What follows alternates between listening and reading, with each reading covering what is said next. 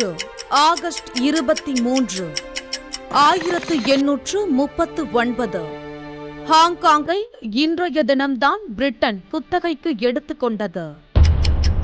1888 இந்தியாவின் முதல் சட்டமன்றமான கேரள சட்டமன்றம் மகாராஜா ஸ்ரீ மூலம் திருநாள் ராமவர்மா தலைமையில் 8 உறுப்பினர்கள் அடங்கிய சட்டமன்றத்தின் முதல் கூட்டம் நடந்தது. 2003 தமிழ்நாடு நெல்லை மாவட்டத்தில் மகளிர் நீதிமன்றம் இன்று துவங்கப்பட்டது.